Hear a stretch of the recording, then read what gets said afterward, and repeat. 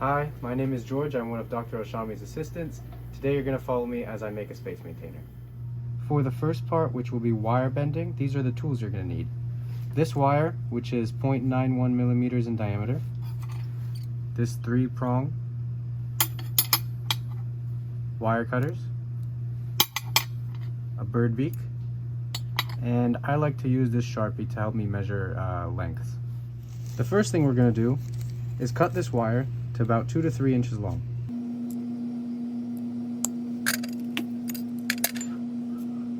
Then we're going to take our 3-prong and place it right in the middle of our wire. Once we do that, we push and then bring both ends of the wire back towards you.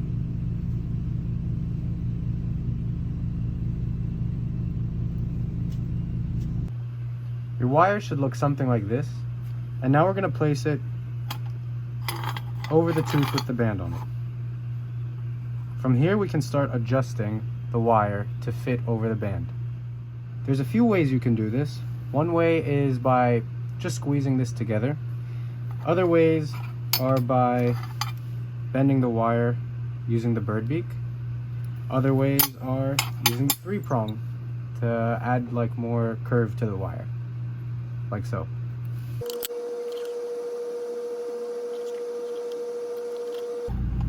So I can see I'm getting closer to placing the wire directly on the band, which is going to be our goal.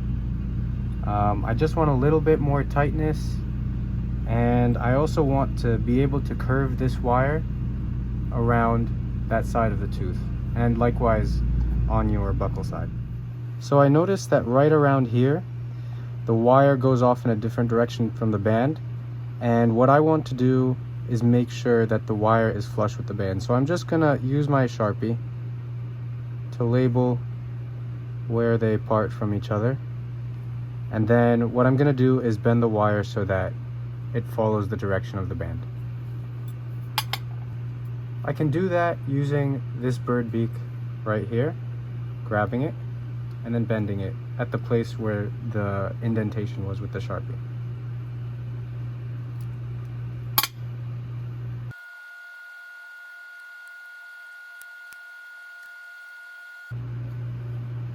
So now you can see the wire is more flush with the band. They're parallel to each other. And now what I want to do is try to do the same thing on the outside of the tooth. It's very important that the wire is centered through the middle of the band. You don't want it too high and you don't want it too low. So what I'm going to do is have the wire sort of point a bit more down, and then I'm going to curl it to go back up so that the angle of it will be aligned with the angle of this band. Personally, I like to use a 3-prong for this part.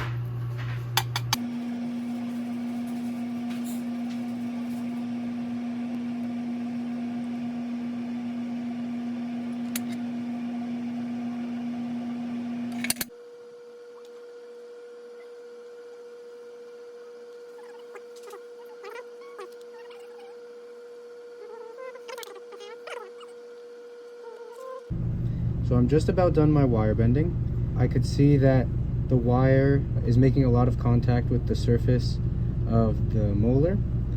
On the lingual side and on the buccal side, the angles are the same. You could see that the wire is placed towards the middle of the band. It's not too high, it's not too low. And the wire is touching the more mesial tooth, and there's not a gap between them. Now when you're satisfied with the placement of the wire, it's going to be time to cement it onto the cast.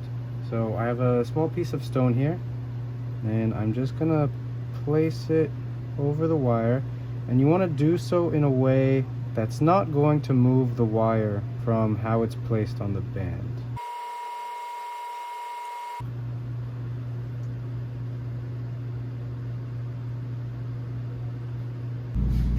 Now for the next part, we want to attach the wire to the band. We're going to get our flux out, silver soldering, our varnish brush, and a torch. you're going to take a small amount of flux, and then you're going to place it around the wire like so, so that it surrounds it around the band.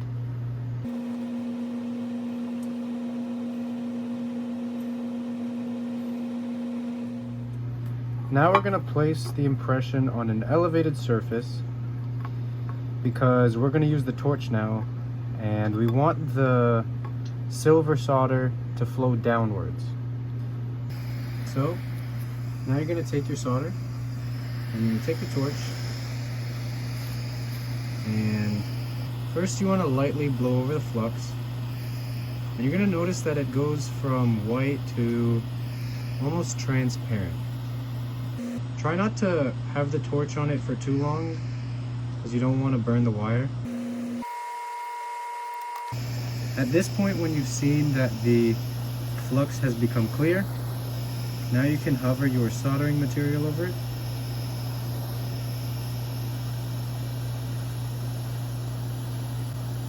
Until it starts to melt, and then just like dip it onto the band.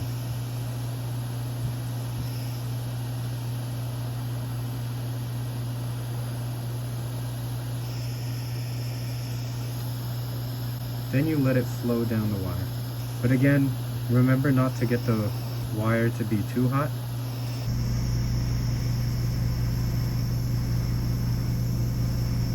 So now you can see that the soldering material, once you heat it up, it starts attaching to the band. Right now I'm putting the wire in some cold water so that I can cool it down before I take it out of the impression. I'm going to do that using a small buffalo knife and just a little bit of force. So you can get under the band and then scoop it out.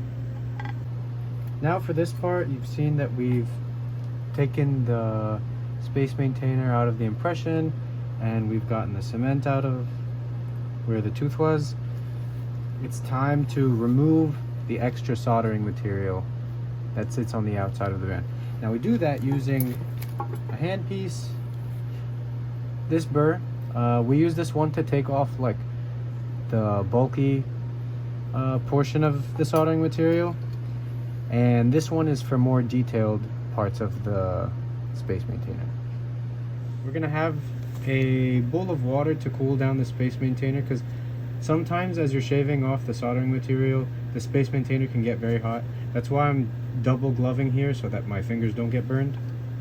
And we'll occasionally just dip it in the water to cool it down.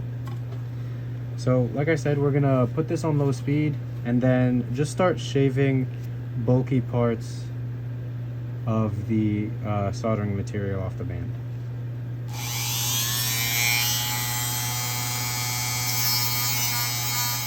A little word about hand positioning. It's important that you have your hand, or use your fingers as like a fulcrum, so that you can have more control over the placement of the handpiece. Sometimes it can be very hard to just freehand it just like this. So that's why it's really up to you. I put my 2 fingers here, and then I use one finger to just aim the handpiece around the space maintainer. Some people use their thumb, some people use their pinky. It's really up to how you feel comfortable.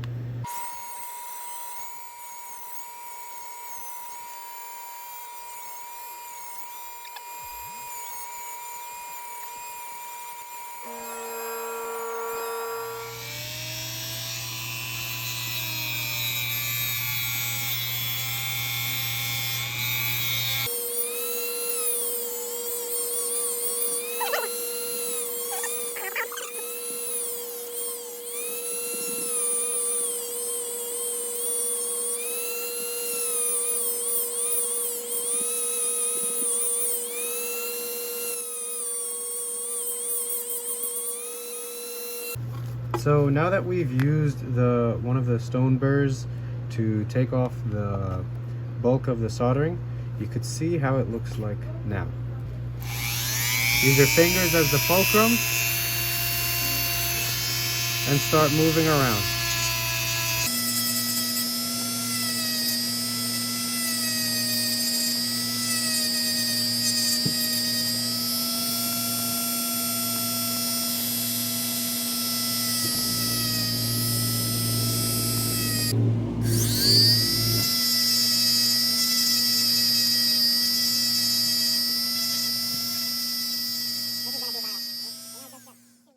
So now you could see the soldering material is almost flush with the band now, and after we used this burr, it's more smoother.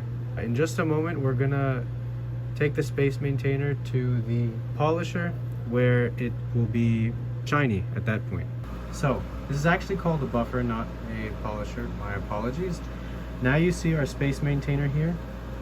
It's sort of in like the diamond in the rough form right now, and the buffer is going to make that super shiny and nice and pretty. What we're going to need for that is this white buff material and this rouge luster, as well as some wet pumice. First thing we're going to do is apply some of the wet pumice to the outside of the band and loop, and then you can just like massage it onto there.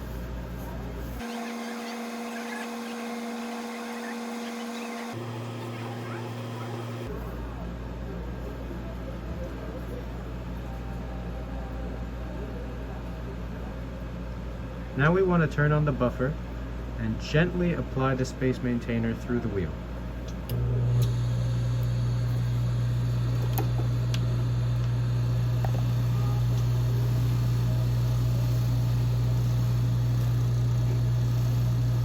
Make sure not to apply too much force, otherwise the Space Maintainer can go flying, and the first thing it hits is gonna bend it out of shape.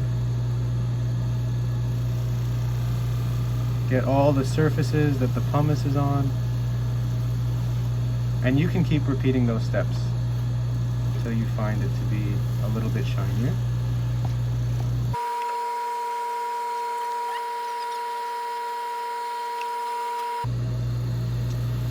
Make sure to use two hands at the same time again to have more control over the movement of the Space Maintainer on the wheel.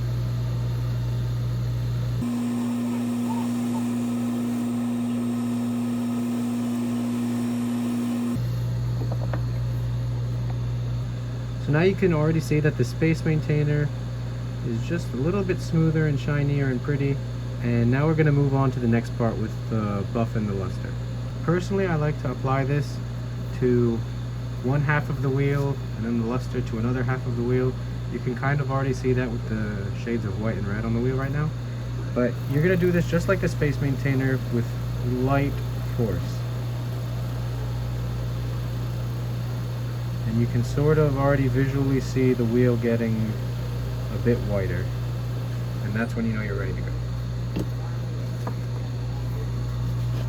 Now again, I'm gonna be buffering it on the right side of the wheel.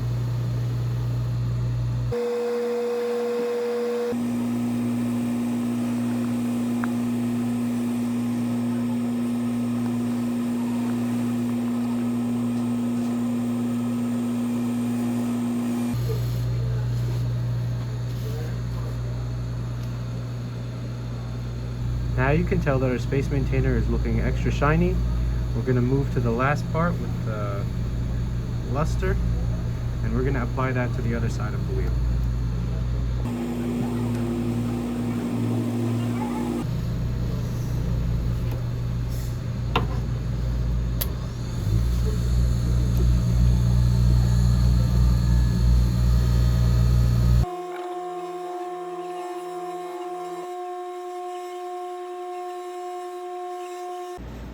So now you see that the final product of our Space Maintainer is now completely shiny on both sides.